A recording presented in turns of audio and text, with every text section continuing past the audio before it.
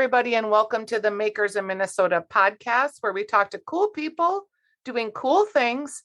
And one of my goals for 2022 was to try and reach out more outside of my sphere, right? Because for the last 2 years, we've all been sort of hunkered down at home. And I know a lot of people in the food business, but I want to meet other makers too, makers in the beauty industry, makers in technology, just cool people doing cool stuff.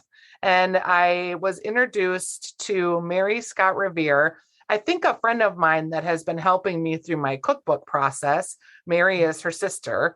And she was like, hey, you should know about my sister, Mary. She's doing this cool thing with this belt. So Mary, welcome to the program. The product Thank you. Yes, the product is the Sleek belt. And it is sleek and it is a belt and it is like this really weirdly helpful, handy invention. Would you describe the Sleek belt for the listener, please? Thank you. The Sleek belt is a sleek invention, and it came about because of a problem I had where I could wear belts where I had my shirt untucked. And otherwise, I felt like I looked like a big old lumpy gut, and no one in the world looks for more gut. No. So I came up with this idea and made this belt without a buckle. And I wanted it to be smooth, easy to wear. And I came up with this product, and I was wearing it myself. I created myself, sewed it for myself, and wore it all the time. And I decided this isn't very fair. It solves a problem, makes my life better. I should be sharing with the world. And so started to create the Sleek belt for women and make our worlds better. And basically the idea is it's an adjustable belt. It's made of fabric. It lays flat. And you can wear it like, if you have high-waisted pants, if you have low-waisted, low slung around the hips pants. When you created this product and sewed it for yourself, what problem were you trying to solve other than the sort of extra middle part? Well, I think the real issue is for women, when we're not looking for more gut, the result was I didn't wear a belt. And then you end up doing the pants dance where you're yanking up your pants constantly. And it's so hard. I see women still doing that. I just want to go, no, we can help you. With the Sleek belt, you get that instant perfect fit. And then when you pull your top down and your shirt's laying there, no one knows you have a belt, except for the fact that you're no longer pants dancing. Right. That's funny. That's a sign that you're doing good. So Mary, you sewed this yourself. Can you, I think it's so fascinating when people make something and then literally get it made. Tell me about that process. So you make one at home, but I don't understand the steps that it would take to get you to now you're manufacturing somewhere. Thank you, Stephanie. It is the amazing and the fun part of being an entrepreneur, because learning how to solve problems is what you do every day. And the challenge of using a nylon product, so it's a nylon material, which I wanted that sleek, smooth feel to the fabric, and yet the strength of the fabric. Well, that results in, cutting it is not just easy breezy. You have to find the right tools. And we went through an exploration there of finding a manufacturer that could create a custom designed cutter.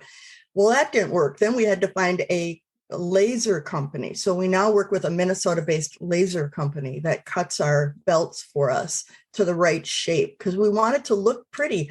Even though it's an undercover belting solution, for me, a big deal is I feel women should feel confident and strong, whether somebody sees it or doesn't see it. So we have this nice finish that we have a laser company do for us. Then finding sewing professionals, it seems like, oh yeah, people know how to sew. Professional sewing is a challenge. And so we kept going through finding people who had the quality of work that we felt was important. doing packaging development. It's so much fun. Trying to I create the right package for your product, and then a company that you can work with, and graphic design people. So you're always learning and trying to solve problems as you move forward. We've been very fortunate and felt really committed to work with partners who are based in Minnesota. Sure. So our cutters are here, our sewers are here. Our original sourcing of the Swarovski crystal that we used to adorn our belt was Minnesota based. We've used a marketing company in Minnesota and photographers. So it's really a passion for me to make women's lives better and to support Minnesota and our country. So it's been super fun. Yeah. And the sleek belt, like, what is your big picture idea? Like, if you could get on QVC, would you like to be in stores? I know you sell online right now. We do sell online. We first started, I did like trial runs with small connections to people. And that's where we found people were going, I love this. I love this. I want this. I want this. So with that encouragement, we then started manufacturing. And then we we are in retailers, especially in the 5-state area. We've got a number of stores, like 130 some stores in the 5-state area. But we've had stores reach out to us from New York, Illinois, Pennsylvania, where people find it because someone got it and they go, can we sell this? So we do have a retail presence, but I really would like it to go through more direct so that women can just say, hey, I want this. And so we do have the website and the sleekbelt.com. And that's the vehicle for women to just say, hey, I want a belt. When you put something online, like you have a website, there's this sort of misconception, I think, that just because you have it, people will come. So you make this website, and then to get traffic to that website is a whole nother can of worms. So do you do SEO, and have you hired someone to help you with direct sales? We did hire a marketing company to help work with us on it, but you're right. It's amazing. You think, oh boy, I got it. Now everyone will come because I know I can solve the world's problems. But it is so hard to get your message out and for people to know you're there. So we've had a marketing company that's worked with us, and we try to do our own efforts. But it's not easy breezy. I think that's a misconception. You think, oh boy, if I build it, they will come. If you build it, you'll have a chance for them to come. Yeah. And I think too, for me, because we had a company that was very, when I owned a company, it was very online driven. And I always felt like when you bring your car to the shop, like, you know what you want your car to accomplish. You know that you're not getting there because there's something broken or it could be optimized, but you are at the complete mercy of the mechanic to tell you what you need.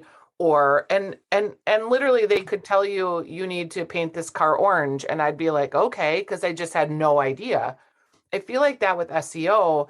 And like, I feel like it changes so much too. So I know there's good marketing companies that you can work with, but it's really hard to find them. And sometimes I feel like maybe you don't get the best people.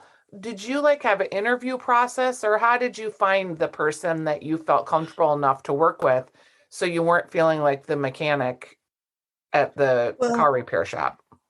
I agree with you. That is really a challenge. And I did a lot of self, exploration. And then I hired an online resource that was helpful, but it still didn't work. So then I went to a larger marketing organization, which when you're starting out, you really don't have the money to make the money.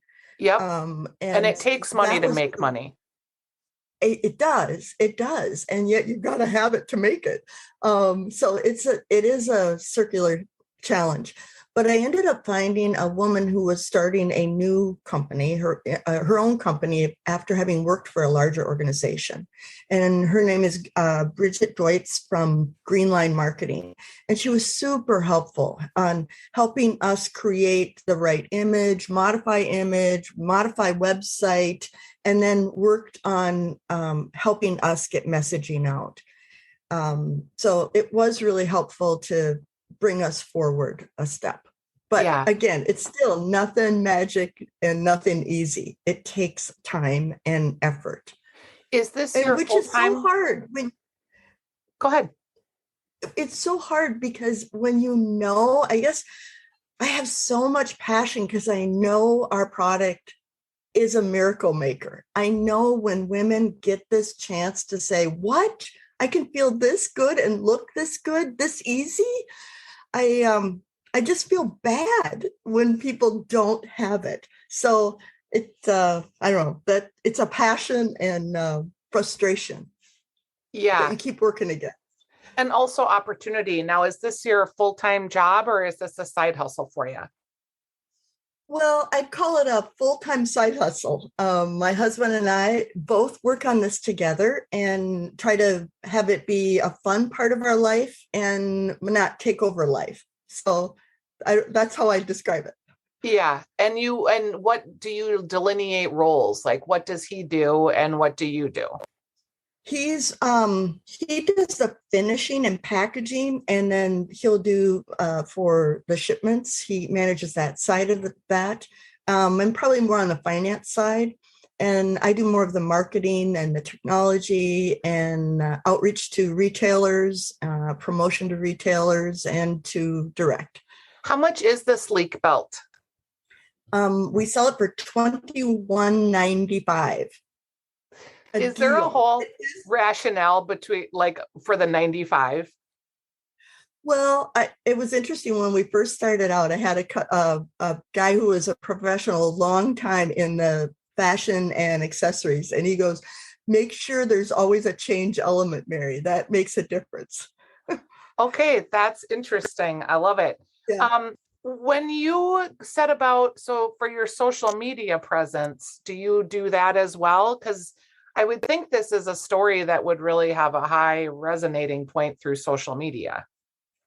It is. I try to do a good job at that. I don't think I'm that good at it. I wish I was really good, but it's something I could do better. How's that? Yeah, I Maybe think that should be my everybody goal feels for that way. 2022. Is it? It's tell me about that. Yes, yes. Okay. Do you have goals, monetary goals or goals that you put down for 2022 as an entrepreneur? Are you a goal setting person? I do have goals, but I need to be stronger at quantifiable goals, measurable goals, because those are the ones that are really fun. I love checklist goals, but I need to do more quantifiable goals.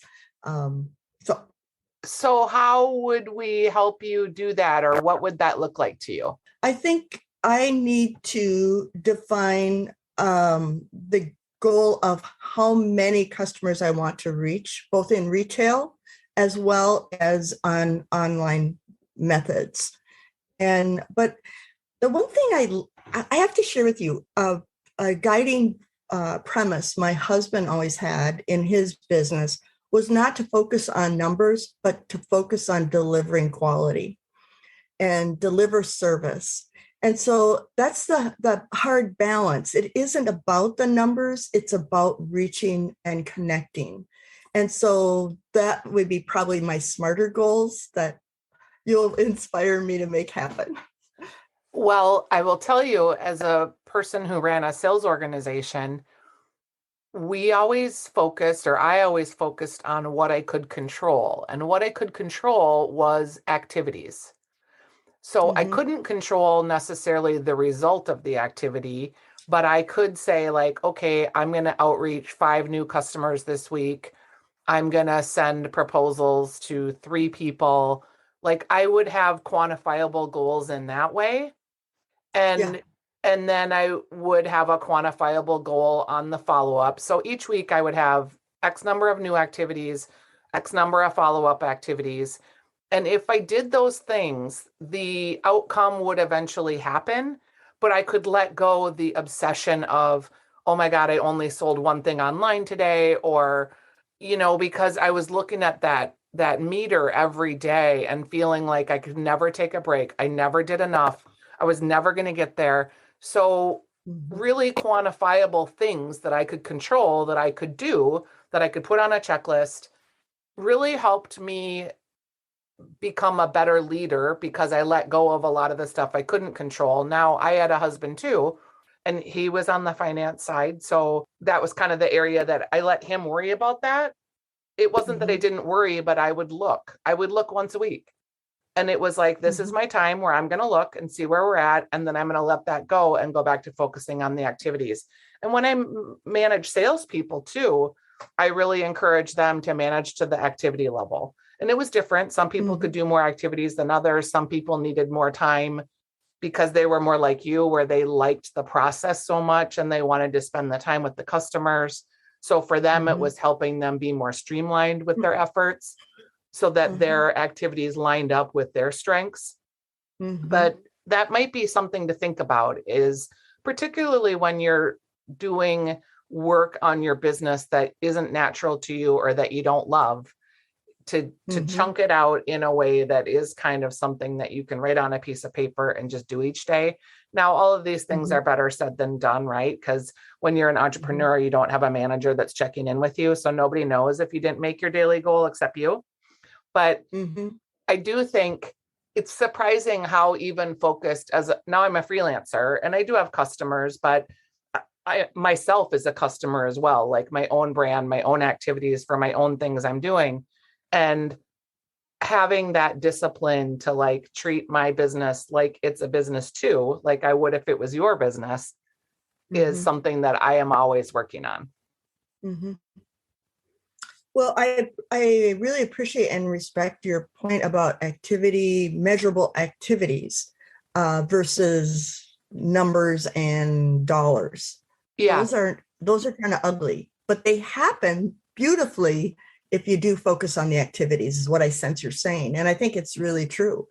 And your point about, when you're an entrepreneur, I mean, you're your hardest boss. And so you really don't need some other boss. You got yourself. But having, like you're suggesting, having the boss be those activity goals, when they're not checked off, that does not feel good. And you don't feel good until it is. So I like that plan. And for me too, I don't know why this was, but I always need a boss. I still need a boss. I need to bounce off of someone. I need to have someone say, hey, you're doing good work. Or I need to like set up a board of directors of friends or mentors or someone that I can check in. Because if I don't have, I know this sounds dumb, but if I don't have a boss, I feel like I'm just floating out there and nobody really knows what I'm doing. And it's so lonely. So that boss structure I create on my own with friends, with accountability partners, because I always want someone to check in with. So just another thought to think about. How did you identify the partners that you found to be helpful in that? Because I think that's a cool idea. With all of a sudden you each saying, hey, how you doing? How you doing? But how do you find those people about how you're doing? You can do a couple of ways, I think, that are effective. One is you can use friends and family. So in a small group, that might be the way you start out. So knowing each of your people's strengths and weaknesses as you grow, like I wanted someone in the technology side, I wanted someone in the marketing side, I wanted someone in the design side. And I reached out to friends first. But as the company grew and I got a little bit bigger, I could offer, I've been on small companies, not boards necessarily, we'll call them advisory committees. And sometimes you give someone like $100 every time they come to a 2-hour meeting. So I was with a small company that they did pay me for 2 hours of my time. It wasn't a ton, but that kept it really professional too. And like it was a job commitment, not just a volunteer opportunity. And you can pick different people in different strengths that you think you need. Okay, good. I appreciate this and I will act on this. So thank you. Yeah. And reach out anytime, Mary. I'm excited about the Sleek Belt. People can find the sleekbelt.com online. Are there any stores that you want to shout out in the 5-state area that have really been supportive? We do have really great support. I mean, it's really been exciting. But Creekside Boutique in Mankato was our first real retailer, and it was so cool. They just said, "Sure, we'd love to have you, Mary. Come on in." But then we also are in Bellanova in Mankato, and they've been very, very supportive. And so they've been really super positive. Well, it's been really fun to chat with you, and good luck with the Sleek Belt. I'm excited to introduce people to the product and hopefully help more people find your very helpful solution to the pants dance or the sagging pants and gaining a sleeker look around your middle. Thank you, Mary. Thank you so very much. I appreciate you and appreciate this chance to visit. Absolutely. We'll talk soon. Bye-bye. Thank you. Bye, Steph.